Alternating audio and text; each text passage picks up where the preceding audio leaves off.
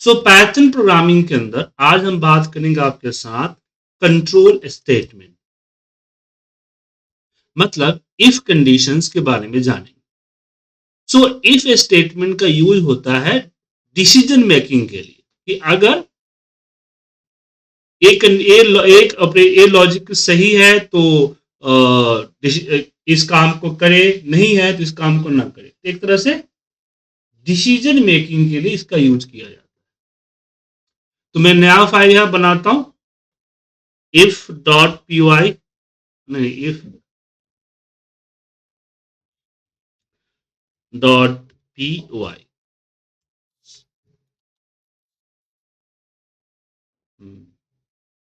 Brajesh ji please mute कर लीजिए, शोर आ रहा है।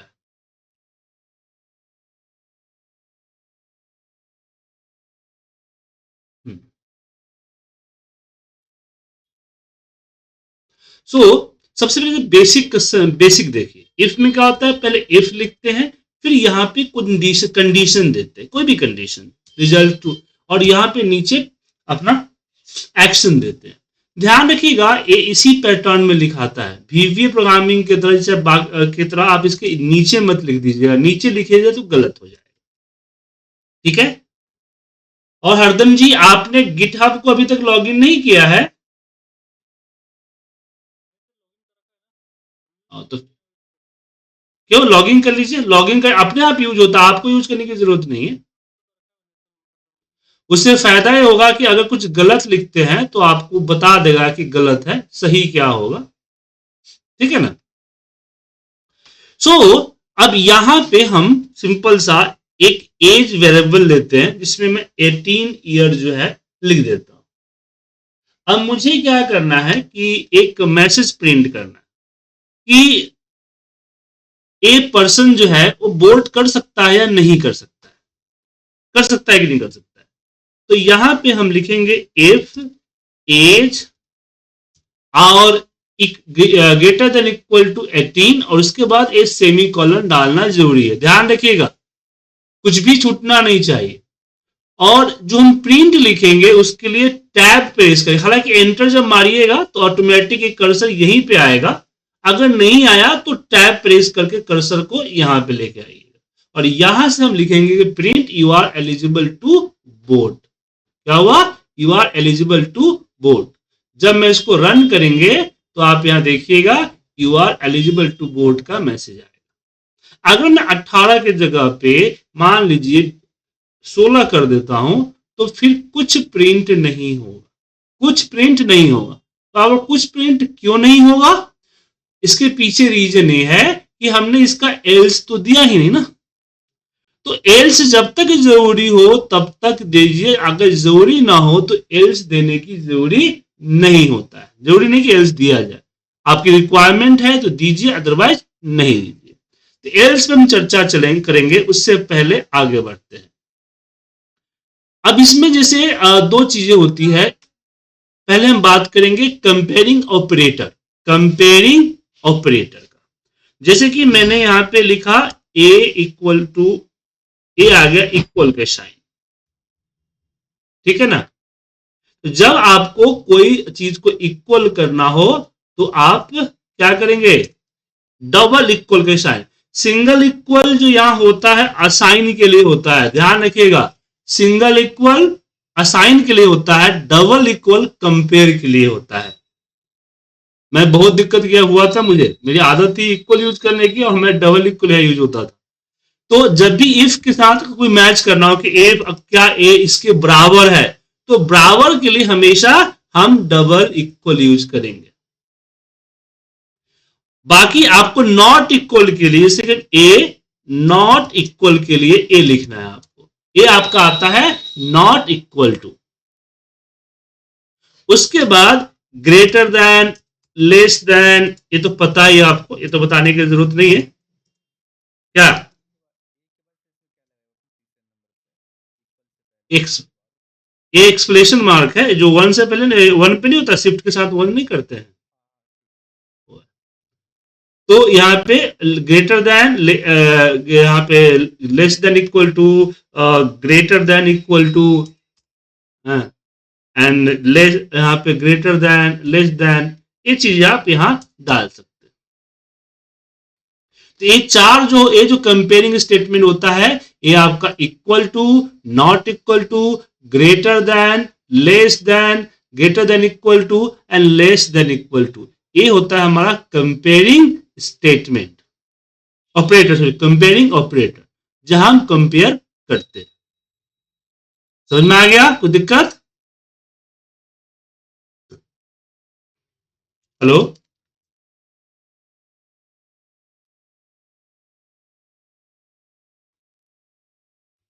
कोई दिक्कत तो नहीं सर? चलिए, अब हम बात करेंगे इफ एल्स स्टेटमेंट की। इफ एल स्टेटमेंट क्या होता है? जैसे कि मैंने यहां एज लिखा था इससे पहले, और हमने यहां पे 18 दिया था, और हमने बोला था कि if age you are eligible, फिर यहां पे अब एल्स जो लिखना है वो एल्स इफ के नीचे लिखना है, तो यहां एल्स और फिर ये लिखेंगे। तो इस तरह से पैटर्न आपका क्या बोलते हैं पाइथन प्रोग्रामिंग में होता है कि if age is greater than 18, enter press करके फिर हम एज के नीचे प्रिंट कमांड दिया, फिर एल्स लगाया और यहां एल्स का कमांड दिया। अब मैं रन करूंगा तो ये देखिए एलिजिबल आ गया। अगर मैं यहाँ पे 16 किया तो यहाँ पे रन करते ही देखिए यहाँ पे या नॉट एलिजिबल आया। अब यहां बोले बोले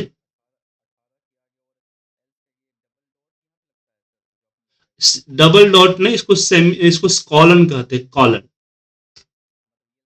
बिल्कुल लगता है। इससे देखिए इफ लगाए और अपना कंडीशन दिया, कंडीशन समाप्त हो रहा है, ये सिंबल बताता है कि हाँ ये कंडीशन यहां समाप्त हुआ।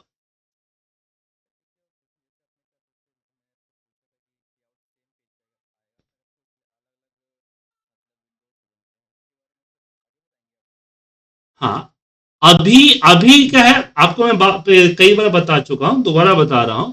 अभी हम इस प्रोग्राम को पाइथन डेवलपर मोड में रखे हुए हैं। किस में रखे हुए हैं? डेवलपर मोड में। अगर मैं कोई सॉफ्टवेयर बनाऊंगा तो फिर उस सॉफ्टवेयर का आउटपुट डिसाइड होगा। एक तो आपका पाई इंस्टॉलर है, पाई इंस्टॉलर है, जो कि डिफॉल्ट आपको किस में देता है? डॉस में। जो ब्लैक स्क्रीन आता है उसको डॉस स्क्रीन कहते हैं, डॉस में देता है। उसके बाद जैसे वीवीए माइक्रो प्रोग्रामिंग में आपने यूजर फॉर्म बनाया था ना, तो उस तरह से यूजर फॉर्म आपको डिजाइन करना। ठीक है?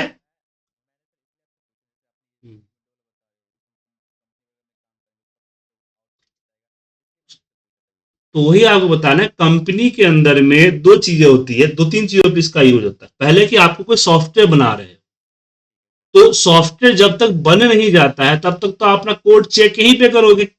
सॉफ्टवेयर जब पूरी तरह से कंप्लीट हो जाएगा, देन उसको उसके आउटपुट में कन्वर्ट करोगे, EXE फाइल में कन्वर्ट करोगे क्या। दूसरा दूसरा ये होता है कि आप उसके लिए इंटरफेस तैयार करोगे ना, जैसे वीवीए प्रोग्रामिंग के लिए हमने किया था यूजर फॉर्म।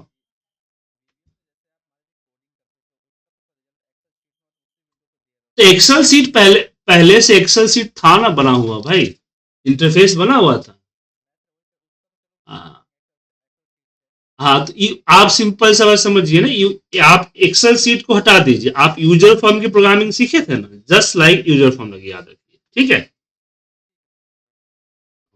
चलिए, और दूसरा क्या होता है कि हम लोग अपने काम के लिए पाइथन यूज करते हैं। जैसे कि मान लीजिए कि मुझे एक ये बनाना है, क्या बोलते हैं, अपने डेटा को सही करना है और उसको एक्सेल सीट में कन्वर्ट कर देना है, तो उसके लिए पाइथन यूज करते हैं।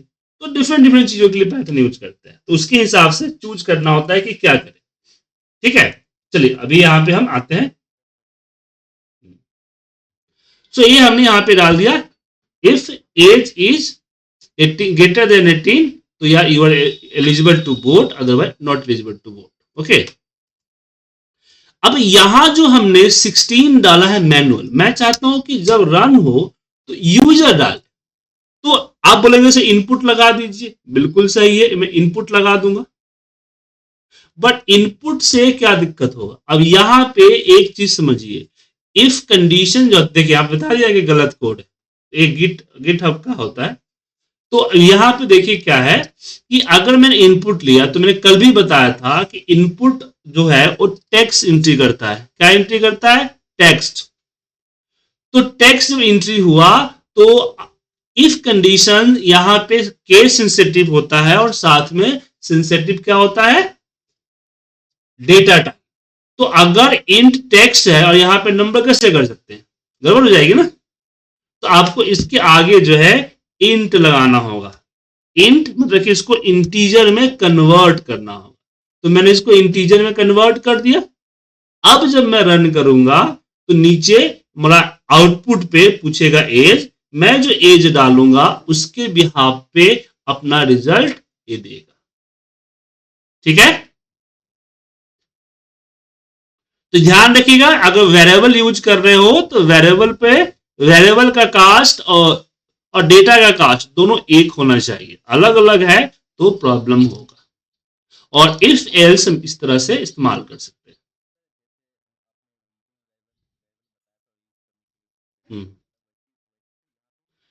बिल्कुल, बट यहां डिफाइन नहीं करना पड़ेगा। वहां पे डिफाइन कर देते ना, डिम आर एज इंटीजर, यहां डिफाइन नहीं करना हो। यहां पे जैसी कोई वैल्यू डालिएगा ना, वो अपने आप बना देगा। जो वैल्यू डालिएगा उसके हिसाब से अपने आप बना देगा।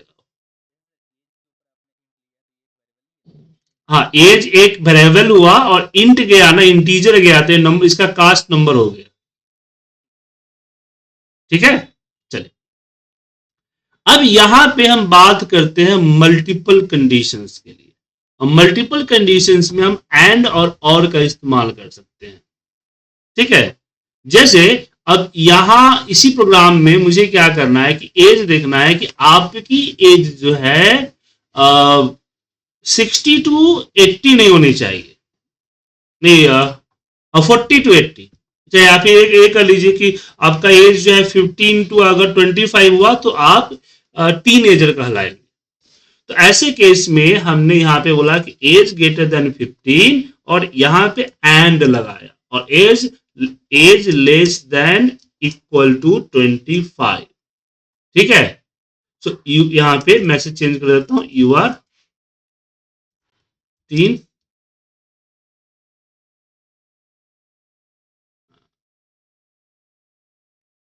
ओके।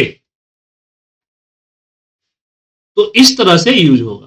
तो यहां पे मल्टीपल कंडीशंस के लिए आप बिट एंड का इस्तेमाल कर सकते हैं, चाहे वो बिटवीन में हो या मल्टीपल पे हो। ठीक है, मैंने आपको पहले बताया, सर ध्यान नहीं दिया हरदम जी। मैंने बोला एल्स जब रिक्वायर हो तो लिखिए, अदरवाइज नहीं लिखिए। ठीक है, एल्स जब रिक्वायर हो तब लिखिए, अदरवाइज लिखिए।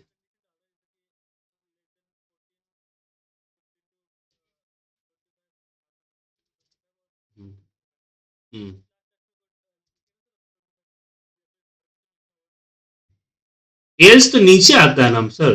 देखिए सिंपल सिंपल कंडीशन बताता हूं आपको। जैसे कि मैंने यहां पे एज लिख दिया, यहां पे एज कि भाई एज जो है 18 है।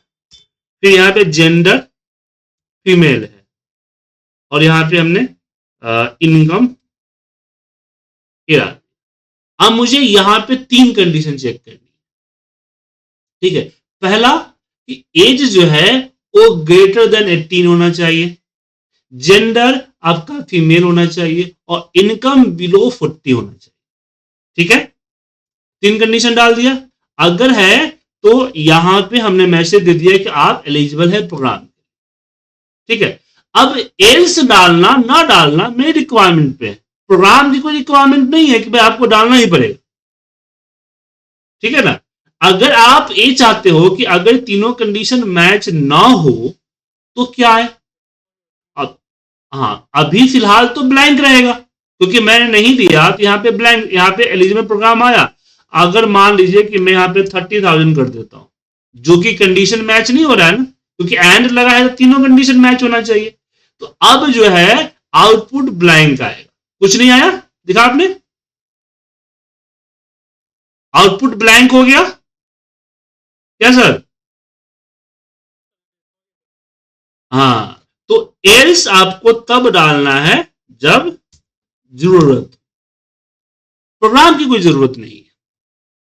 अब यहां पे हम एंड के बाद और का इस्तेमाल करते हैं। जैसे एग्जांपल में बोलिए।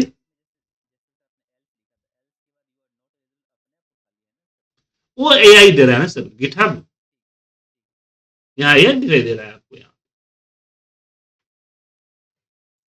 तो यहाँ अपने आप में पैथन प्रोग्रामिंग का इसमें कोई रोल नहीं है, वो एआई अपना कोड को देखते हुए सजेस्ट करता है, उसको इनलाइन सजेशन करते हैं। गिटहब जो हमने लॉगिन किया था ना, इससे पैदा होता है। तो मैं इसे यूज करता हूं ताकि मैं क्लास में टाइपिंग कम करूं और समझाने के लिए सब कुछ मिल जाए, इसलिए। अब मुझे यहां पे हमने इफ कंडीशन लगाया। इफ में हमने बोला कि m इक्वल टू जैन, फिर और m इक्वल टू 5, और यहां पे मैसेज आ गया फर्स्ट क्वार्टर। क्या आ गया? First quarter. तो इस तरह से हम एंड का इस्तेमाल कर सकते हैं। समझ गए? और का, हाँ मैंने आपको बताया ना, आप लोग क्लास में ध्यान नहीं देते ना सर। हमने क्या बोला कि सिंगल ऑपरेटर असाइनमेंट होता है जब वैल्यू असाइन करने के लिए, कंपेयरिंग में डबल लगाना पड़ता है। Double comma, double equal, sorry.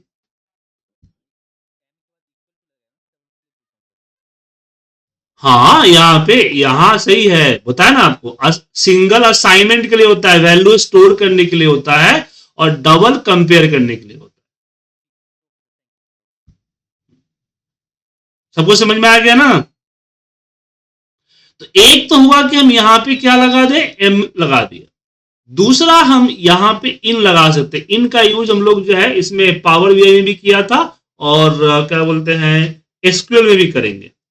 तो जैसे हमने एम, यहां पे एम इन, यहां पे हमने क्या लिख दिया, इन, और ब्रैकेट में हमने दे दिया जैन फैम मार्च। तो एक एक करके जो इफ लगाना था, जैसे कि अगर मैं नहीं होता तो मैं लिखता if M equal to Jan, फिर यहां पे देते और एम इक्वल टू 5, फिर ये देते। तो ये आपको हर बार जो कंपेयर करना था उससे आप इसका यूज कर सकते, इन का, कि क्या एन के अंदर इन, और हमने अपना स्क्वायर ब्रैकेट में लिस्ट फॉर्मेट में दे दिया। ठीक है। अब यहां पे जरूरी नहीं कि यहीं पे लिखे, मैं यहां पे quarter equal to square bracket के अंदर जैन फैम डाल दूंगा, और फिर यहां पे क्यू डाल दूंगा कि इफ एन की इन क्यू, ये जो हमने लिया लिस्ट ले लिया, और हमने यहां पे लगा दिया कि इफ एम इन क्यू, मतलब कि जो एम है जो कि जैन है, क्या इस क्यू मतलब लिस्ट के अंदर है, अगर है तो रिजल्ट दो। तो यहां पे हम इन कमांड का इस्तेमाल करते हैं। समझ में आया?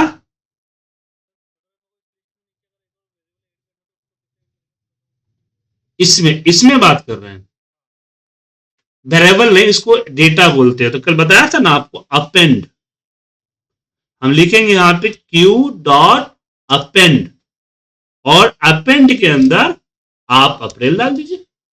आ गया?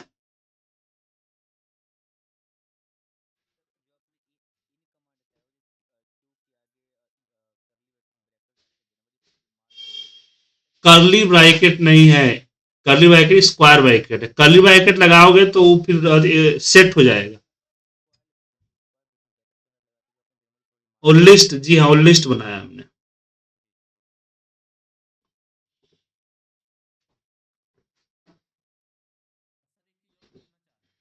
हम्म।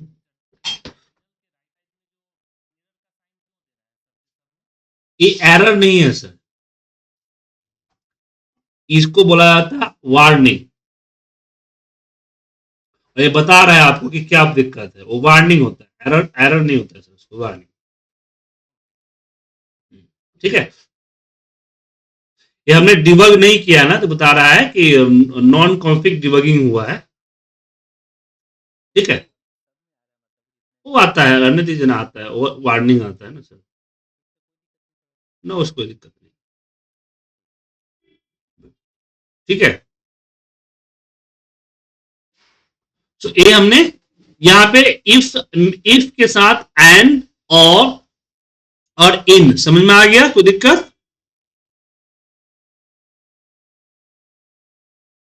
हेलो,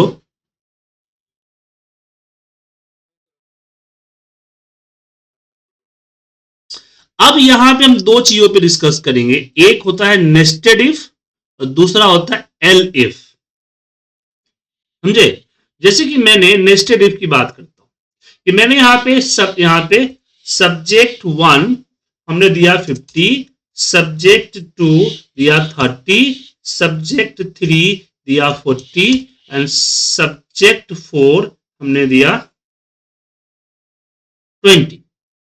अब मुझे यहां पे क्या करना है कि अगर सारे सब्जेक्ट ग्रेटर देन 30 है तो रिजल्ट पास आना चाहिए। तो इसके लिए हम इफ के साथ यहां लगाएंगे कि S1 is greater than equal to 30 and S2 S3 S4, इस तरह से हमने कर, और यहां पे रिजल्ट दे दिया पास और फेल। ठीक है ना, यहां पे पास कर देता हूं, पास और नीचे फेल। ओके, लेकिन मुझे बताना है कि किस सब्जेक्ट में फेल हुआ है, जैसे कि हमने एक्सेल में किया था, तो उसके लिए फिर हम एंड इस्तेमाल नहीं करें। एंड का इस्तेमाल तब होता है जब मल्टीपल कंडीशंस है और आपके पास एक सिंगल रिजल्ट है, बट आपके पास हर कंडीशंस के लिए एक अलग रिजल्ट है, तो दैट केस में हम एंड का इस्तेमाल नहीं करते हैं। ऐसे केस में हम यूज करते हैं नेस्टेड इफ। देखिए, इफ और हमने बोला कि S1 इज ग्रेटर देन 30 और यहां पे सेमी कॉलन देके एंटर प्रेस किया, फिर यहां पे अगेन हम देंगे S2 greater than equal to 30 और फिर हमने यहां एंटर मारा। देखिएगा सेम फॉर्मेट में होना चाहिए, यहां पे पास, ये इसका फॉर्मेट बिगड़ना नहीं चाहिए सर। यहां पे subject 4 fail, subject 3 failed, subject 4 पास होगा ना, यहाँ पे पास, हाँ फेल होगा सर, फेल।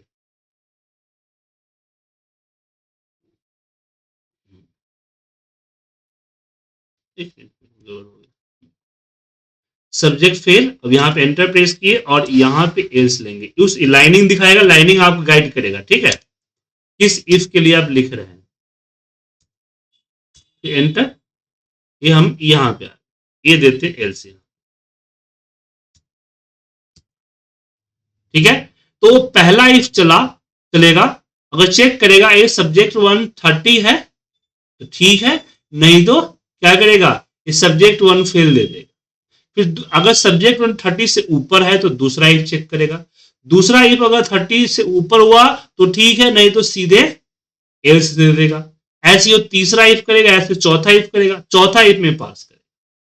तो इसको बोलते हैं नेस्टेड इफ। एक इफ के अंदर हमने दूसरा इफ डाला, उसके अंदर हमने तीसरा इफ डाला, उसके अंदर हमने चौथा इफ डाला, तो ये एक इफ के अंदर दूसरा इफ कहलाता है।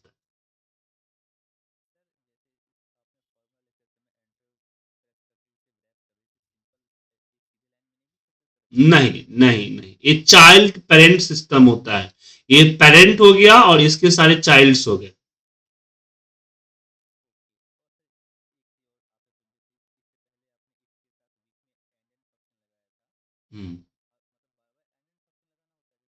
जी, हमने बताया आपको जब आपके पास मल्टीपल कंडीशन, एक से ज्यादा कंडीशन चेक करने हैं पर रिजल्ट एक ही देना है तो एंड लगा, लेकिन आपको हर कंडीशन के साथ अलग रिजल्ट देना है तो फिर नेस्टेड इफ लगता है। एंड का इस्तेमाल दो केस में होता है। पहला है कि हमारे पास मल्टीपल कंडीशंस हो, उसको चेक करना है, तो एंड लेंगे। एंड का इस्तेमाल तभी होगा जब मल्टीपल कंडीशंस हो, एक वेरिएबल पे कई सारी चीजें, एक कंडीशन कई सारी चीजें यूज करना हो, तो एंड का इस्तेमाल करेंगे। दूसरा, एंड का इस्तेमाल करने से पहले ये श्योर करना होगा कि हम रिजल्ट हमारा एक है या डिफरेंट डिफरेंट, अलग अलग कंडीशंस क्या डिफरेंट डिफरेंट है तो नेस्टेड इफ होगा, नहीं सबके लिए एक है। जैसे हुआ ना कि भाई किसी भी सब्जेक्ट में अगर आप कम नंबर लाते हो तो मैं फेल दिखा दूंगा, मैं ये नहीं बताऊंगा कि आप किस सब्जेक्ट में आपने नंबर कम आए, तो उसके लिए हम एंड लगा लेंगे। अब यहां पे बताना है कि किस सब्जेक्ट में आपका फेल हुए हैं, तो उसके लिए फिर नेस्टेड इफ लगेगा।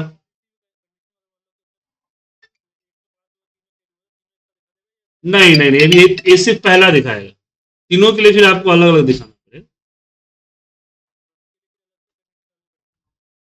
उसके लिए आपको अलग अलग इफ लगाना पड़ेगा। If subject 1 is greater than equal to 30,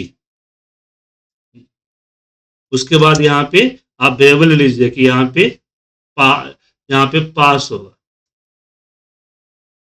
पास नहीं, एक मिनट एक मिनट, हाँ पास करना पड़ेगा यहाँ पे, pass, else, else subject is fail, इस तरह से करना पड़ेगा। ठीक है, बताऊंगा सर, वो अभी ये इसका पार्ट नहीं है सर, वो लूप का पार्ट है सर, उसके लिए लूप यूज करेंगे, ऐसे मैनुअल करेंगे दिक्कत हो जाएगा।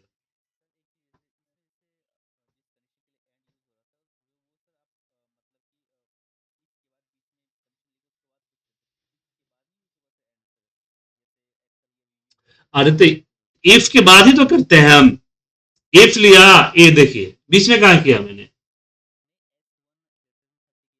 हाँ तो एक इफ अब बीवीए में भी तो हम लोग उसी करते थे ना, हम पहले एक कंडीशन लगाएंगे तो ना दूसरा कंडीशन लगाएंगे, ये दोनों बाउंड होता है ना, एक तरह से कॉन्क्रीट होता है ना। ठीक, अब बात करते हैं हम एल्स इफ की, एलिफ इसको कहते हैं। एलिफ मतलब जैसे कि मान लीजिए ए हमारे पास सेल्स है और सेल्स में हमने नंबर डाला, ठीक है, अब मुझे इस पे इंसेंटिव देना है, तो मैंने बोला इफ अगर सेल्स जो है ग्रेटर देन 50 है तो यहां आई एन सी जो है इक्वल टू 50 होना चाहिए। ठीक है, अब यहां पे एरर देगा क्योंकि आईएनसी कोई डिफाइन नहीं है, फिर भी मैं एक बार देखता हूं।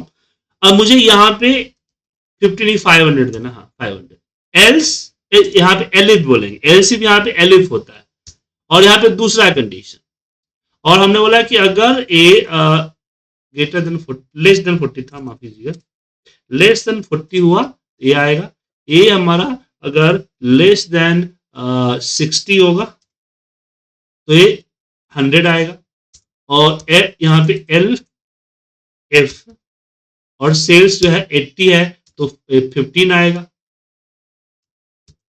फिर यहाँ पे एलिफ अगर लेस देन 100 है तो 2000 आएगा, और फिर यहाँ पे एल्स एलिफ एल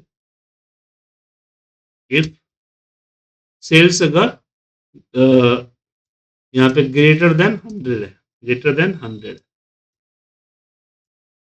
तो ये 2500 आएगा, नहीं तो एल्स 0 है। ये है आपका नेस्टेड, कि अगर सेल्स नंबर डाला, अगर ये 40 से नीचे है तो 500 देगा, नहीं है तो दूसरा चेक करेगा, अगर 40 से नीचे मिल गया तो बाकी कंडीशन चेक नहीं करेगा, सीधे बाहर निकल जाएगा। ठीक है, उसी तरह से बाकी भी चेक करता रहे।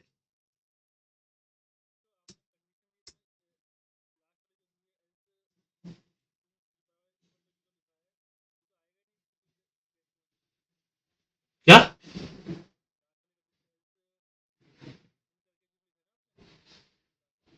एल्स वाले, ऐसे कोई टैक्स वैक्स हो गया, यहाँ पे एरर हो गया तो 0 होगा, इसमें नहीं आएगा, लेकिन मान लीजिए आप फॉर्मूला बना, हम जब जो भी प्रोग्राम बनाते हैं तो ये प्रिडिक्ट करते हैं ना कि यूजर गधा ही कर सकता है, कुछ भी लिख सकता है। ठीक है ना, समझ गए?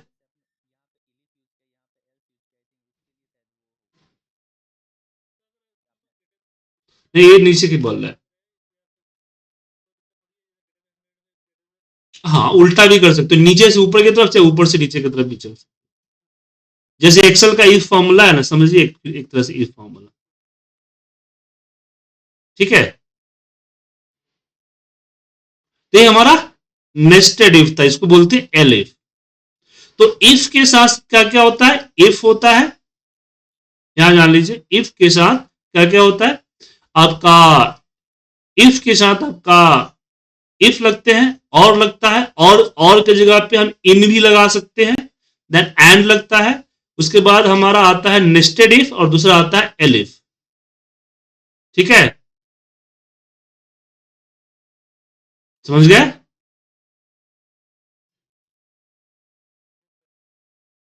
कोई दिक्कत किसी को?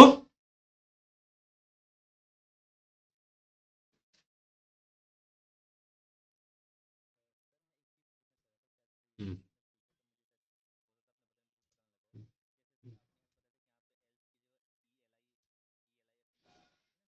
हम्म, हम्म।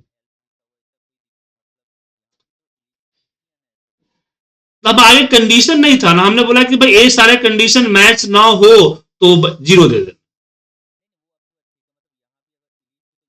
तो एलिफ कंडीशन है ही नहीं मेरे पास, तो क्या करूं? मेरे पास कंडीशन होगा तब मैं एलिफ लगाऊंगा। मेरे पास कंडीशन ही नहीं है ना, मैंने बोल दिया ठीक है इनके अलावा कुछ भी हो। अब यहाँ पे कुछ भी थोड़ी लिख सकता हूँ, एल्स लिख दिया, एल्स कुछ भी क्या होता है कि भाई ये सब कंडीशंस अगर नहीं मैच किया, नहीं रहा, हो सकता है कि इसके ऊपर एरर हो गया, नल हो गया, टेक्स्ट हो गया, ऐसे केस में। ठीक है, नहीं एरर हुआ तो वो हाँ, माने कुछ ऐसा हैपेंड हुआ फ्यूचर मैंने प्रोग्राम में, तो जीरो है।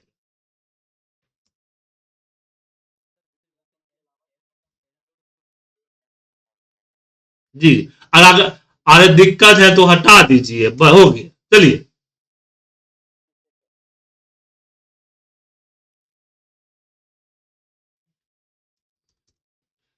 ठीक है ना, हमारे गुरु जी कहते थे कि जिस पे बच्चों सवाल ज्यादा करे वो टॉपिक डालो ही नहीं, लेकिन हम उनकी बात नहीं माने, इसे डाल दिए। ठीक है, तो हाँ, तो मैंने आपको क्या बोला यहाँ पे कि कुछ भी मतलब होता है ना कि जब प्रोग्राम में कुछ हैपनिंग हुआ तो हम जीरो, यहाँ पे जीरो डाल, कुछ भी हैपनिंग हुआ तो। अब अलग अलग केस हो सकता है, इसके बहुत सारे केस हो सकता है ना सर।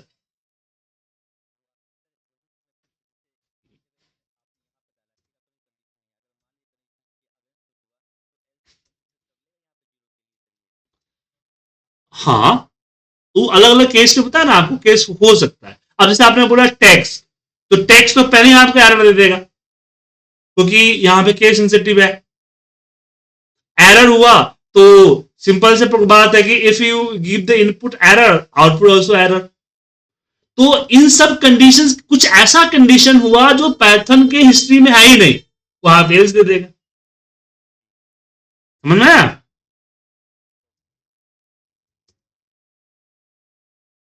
कुछ ऐसा कंडीशन हुआ जो पैथन के समझ से बाहर हुआ, तो एल्स दे देगा। ठीक है,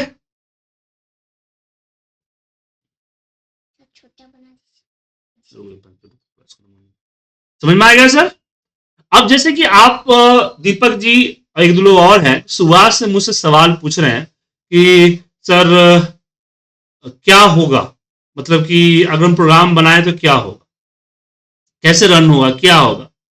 तो बेसिकली इसके लिए आपको एक अलग प्रोग्राम मैं बताता हूं कैसे बिल्ड करेंगे। यहाँ पे कैलसी,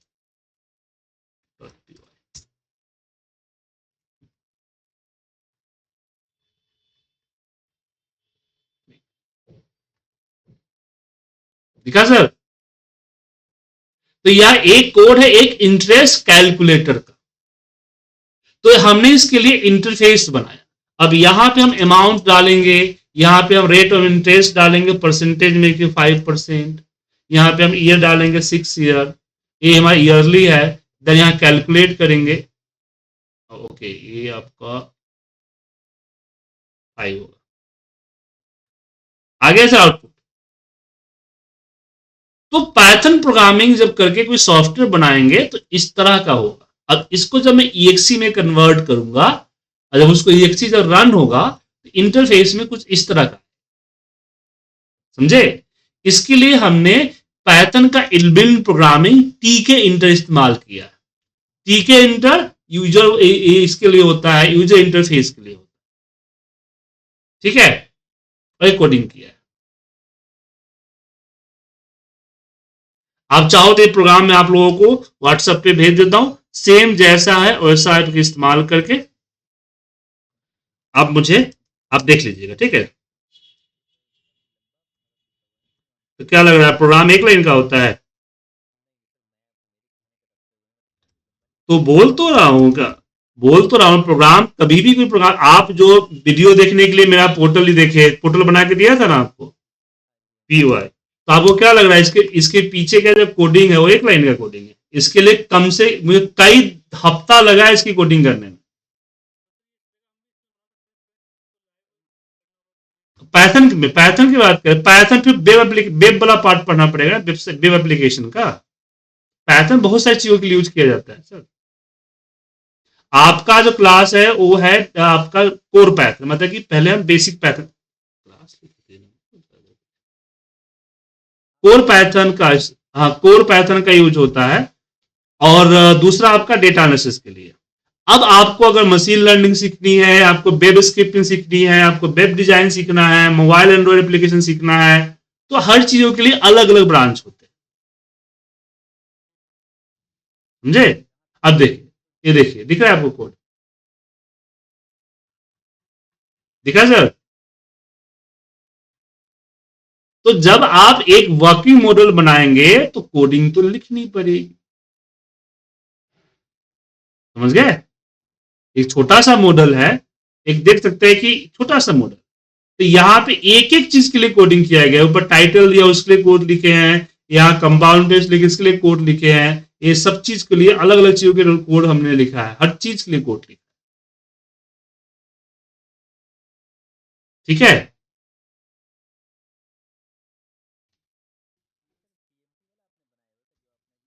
जी जी जी जी जी